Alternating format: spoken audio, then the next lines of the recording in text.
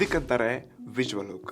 ನಾನು ಸ್ಟಾರ್ಟಿಂಗ್ ವಿಡಿಯೋನಲ್ಲಿ ಈ ಹುಕ್ ಹಾಕ್ತಿಲ್ಲಪ್ಪ ಅಂತಂದ್ರೆ ನಿಮ್ಮಲ್ಲಿ ತುಂಬಾ ಜನ ಈ ವಿಡಿಯೋನ ಸ್ಟಾಪ್ ಮಾಡದೆ ಹಾಗೆ ಸ್ವೈಪ್ ಮಾಡ್ತಿದ್ರಿ. ಅದಕ್ಕೆ ಯಾವುದೇ ರೀಲ್ಸ್ಗೆ ಹುಕ್ಸ್ಗಳು ತುಂಬಾ ಇಂಪಾರ್ಟೆಂಟ್, ಬಟ್ ಪ್ರತಿ ಟೈಮ್ ಇಂಥದೇ ಹುಕ್ಕು ಯೂಸ್ ಆಗಲ್ಲ. Welcome to Instagram history part 10ನೇ ವಿಡಿಯೋನಲ್ಲಿ ನೋಡಿ. ಸ್ಪೆಷಲಿ ಇನ್ಸ್ಟಾಗ್ರಾಮ್ ಹುಕ್ಸ್ ಅಲ್ಲಿ ತುಂಬಾ ವೆರೈಟೀಸ್ಗಳು ಬರುತ್ತೆ. ಬಟ್ ನನ್ನ ಪರ್ಸನಲ್ ಎಕ್ಸ್ಪೀರಿಯನ್ಸ್ ನಾನು ಯೂಸ್ ಮಾಡ್ತಿರುವಂತ ಮೂರೇ ಬೆಸ್ಟ್ ನಿಮಗೆ ಹುಕ್ ಆಪ್ಷನ್ಸ್ಗಳನ್ನ ತಿಳಿಸ್ತಾ ಇದ್ದೀನಿ.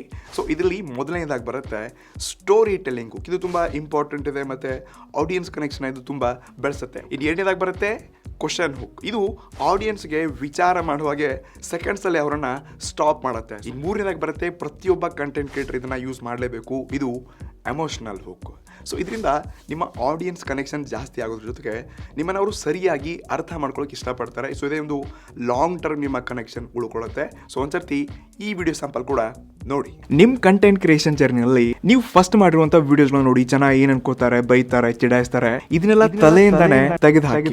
ಸೊ ಓವರ್ ಆಲ್ ಈ ಹುಕ್ಸ್ಗಳ ಬಗ್ಗೆ ನಿಮಗೆ ನಾನು ಒಂದೇ ಮಾತಲ್ಲಿ ಸ್ಟೇಟ್ ಫಾರ್ವರ್ಡ್ ಹೇಳ್ಬೇಕಾಯ್ತಪ್ಪ ಅಂತಂದ್ರೆ, ನೀವು ಎಷ್ಟೇ ಕಷ್ಟಪಟ್ಟು ವಿಡಿಯೋ ಮಾಡಿ ಅದನ್ನ ಆಡಿಯನ್ಸ್ ಜಸ್ಟ್ ನಿಮ್ಮ ಫಸ್ಟ್ 3 seconds ಅಲ್ಲೇ ಜಡ್ಜ್ ಮಾಡ್ತಾರೆ, ಈ ವಿಡಿಯೋನ ಪೂರ್ತಿ ನೋಡೋದು ಅಥವಾ ಸ್ಕಿಪ್ ಮಾಡೋಣ ಅಂತ. ಅದಕ್ಕೆ ಪ್ರತಿಯೊಂದು ವಿಡಿಯೋನಲ್ಲಿ ಹುಕ್ ತುಂಬ ಇಂಪಾರ್ಟೆಂಟ್ ಇದೆ. ಸೊ ನಿಮಗೂ ನಾನು ಯೂಸ್ ಮಾಡ್ತಿರುವಂಥ ಹುಕ್ ಐಡಿಯಾಸ್ಗಳು, ಸ್ಟ್ರಾಟರ್ಜಿ, ನಾನು ಹೇಗೆ ಜನರೇಟ್ ಮಾಡ್ತೀನಿ, ಎಸ್ಪೆಷಲಿ ಜೆಮಿನೈ ಪ್ರಾಂಪ್ಟ್ಸ್ಗಳು, GPT ಹೇಗೆ ಯೂಸ್ ಮಾಡ್ತೀನಿ, ಇದ್ರ ಬಗ್ಗೆ ಎಲ್ಲ ಡೀಟೇಲ್ ಇನ್ಫಾರ್ಮೇಷನ್ ಬೇಕಾಯ್ತಪ್ಪ ಅಂದರೆ ಜಸ್ಟ್ PDF ಅಂತ ಕಮೆಂಟ್ ಮಾಡಿ, ನಿಮ್ಗೆ ಡೈರೆಕ್ಟ್ಲಿ ಒಂದು PDF ಫೈಲೇ ಬರುತ್ತೆ. ಆದರೆ ನನ್ನ ಪೇಜ್ನ ಫಾಲೋ ಮಾಡಿದ್ರೆ ಮಾತ್ರ ಇದು ವರ್ಕ್ ಆಗುತ್ತೆ.